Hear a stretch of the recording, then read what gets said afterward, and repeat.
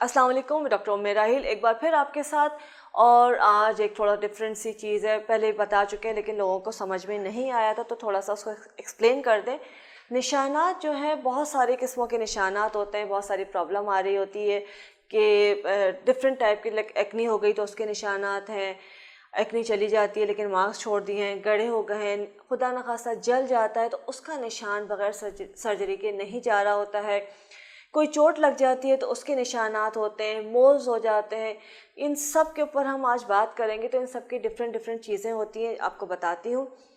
अगर जल जाता है, किसी भी तरह से जल जाए, उसका निशान बड़ी मुश्किल से जाता है। अगर छोटा मोटा घर में जल गया तो कोई बात नहीं, कुछ टाइम, थोड़ा सा टाइम लगता है लेकिन वो निशान चला जाता है।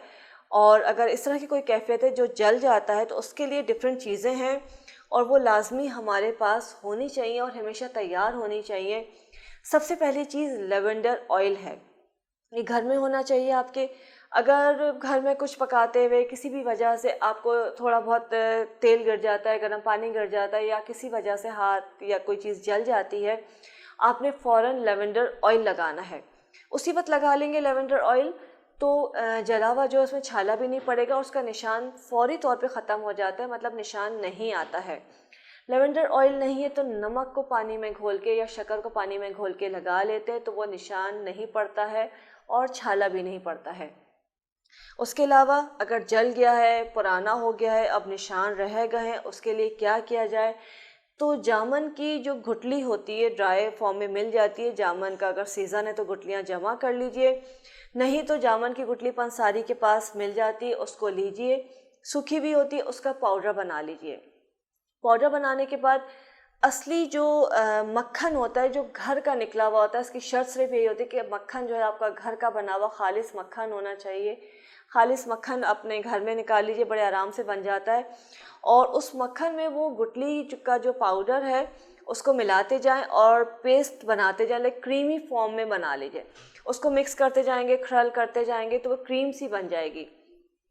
उस क्रीम को आपने दिन में 2 से 3 बार लगाना है। जहाँ पे भी जला हुआ निशान है, किसी भी तरह का है, कितना ही पुराना है, आप उस पर जब लगाना शुरू करेंगे, थोड़ा सा टाइम लगेगा लेकिन वो निशान बिल्कुल चले जाते हैं और अच्छी तरह से, जैसे कहते हैं, आपको अंदाज़ा भी नहीं होगा कि ये निशान थे कि नहीं थे।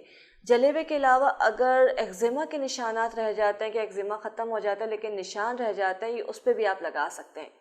अच्छा, एक ये तो निशानात के लिए था। एक जो जला हुआ होता है उसमें स्किन जो है ना अनइवन हो जाती है कि बिल्कुल जब खाल जलने के बाद सही होती है तो स्किन बहुत ऊपर नीचे हो जाती है, रफ़ स्किन होती है। उसको स्मूथ करने के लिए, जो बर्न स्किन होती है, और उसको स्मूथ करने के लिए जो एक सोल्यूशन सा बनता है, उसमें आपको सरसों का तेल चाहिए।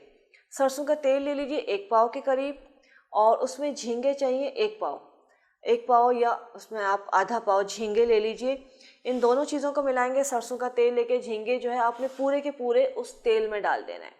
उस तेल में डाल के उसको आप पकाएंगे, इतनी देर पकाएंगे कि वो झींगे जलना शुरू हो जाएंगे, ऑलमोस्ट जल के राख हो जाते हैं। वो झींगे जो हैं, प्रॉन्स जो हैं, उस तेल में जल जाते हैं और जल के बिल्कुल राख बन जाएंगे।